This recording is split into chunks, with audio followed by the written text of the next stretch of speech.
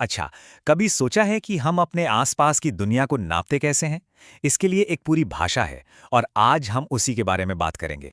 मतलब अपने चारों तरफ देखिए, तारों का चमकना हो या बारिश के बाद वो खूबसूरत इंद्रधनुष, ये सब कुछ फिजिक्स के नियमों पर ही तो चलता है। तो फिजिक्स का असली मतलब ही है प्रकृति का विज्ञान, सिंपल। लेकिन किसी भी चीज को समझने के लिए सबसे पहले उसे सही सही नापना आना चाहिए ना। तो सवाल यही उठता है कि हम अपने आसपास की हर चीज को, इस पूरी प्रकृति को एकदम सटीक तरीके से मापें, तो मापें कैसे? देखिए, कोई भी मेजरमेंट हो, चाहे आप अपनी हाइट नाप रहे हो या सब्जी का वजन या फिर टाइम देख रहे हो, हर माप में ना दो बहुत जरूरी हिस्से होते हैं। जैसे मान लीजिए 50 किलो। अब इसमें दो चीजें हैं। एक तो हो गया नंबर यानी 50, और दूसरा है किलो यानी उसका मात्रक, उसकी यूनिट। ये यूनिट ही तो 50 को मतलब दे रही है, वरना खाली 50 का क्या मतलब? कुछ भी नहीं। और इसीलिए तो हम ये नहीं कह सकते कि किसी की लंबाई 5 किलो है ना? ये सुनने में ही अजीब लगता है, क्योंकि कुछ चीजें, कुछ क्वांटिटीज एक दूसरे से बिल्कुल अलग होती हैं। उनके मात्रकों को आप मिक्स नहीं कर सकते। और बस यहीं से हम आते हैं फिजिक्स की अपनी ABCD पर, उसकी अपनी वर्णमाला पर। इन्हें हम कहते हैं मूल राशियां। ये वो बेसिक बिल्डिंग ब्लॉक्स हैं जो किसी और पर डिपेंड नहीं करते। और पता है मजे की बात क्या है? इतनी बड़ी फिजिक्स में ऐसी सिर्फ सिर्फ सात मूल राशियां हैं। बस यही सात मिलकर बाकी सब कुछ की नींव रखती हैं। तो ये रही वो 7 राशियां और उनके मात्रक। यही हैं हमारे फिजिक्स की भाषा की बुनियाद। इनमें से कई तो हम रोज ही इस्तेमाल करते हैं, जैसे लंबाई के लिए मीटर या वजन के लिए किलोग्राम।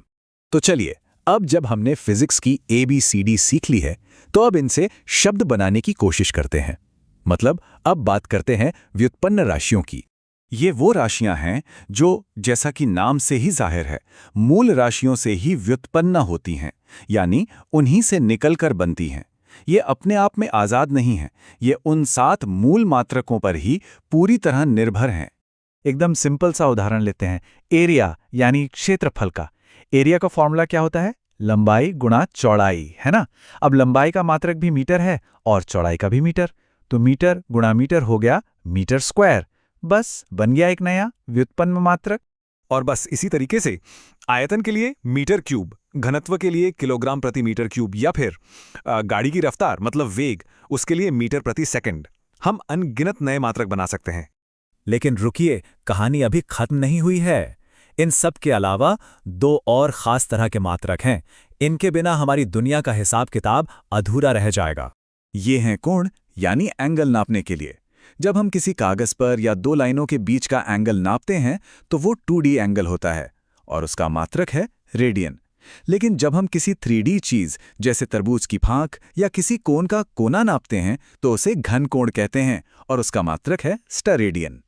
तो कुल मिलाकर बात यह है कि ये मूल, व्युत्पन्न और पूरक मात्रक, ये सब मिलकर साइंस को एक यूनिवर्सल भाषा देते हैं, एक ऐसी जुबान जिसे पूरी दुनिया के वैज्ञानिक समझते हैं। और इसी की वजह से तो बड़े बड़े स्पेस मिशन या इंटरनेशनल प्रोजेक्ट्स मुमकिन हो पाते हैं। सोचिए, अगर ये सिस्टम न होता, अगर हर देश लंबाई, वजन या समय को अपने अपने हिसाब से नापता तो क्या होता?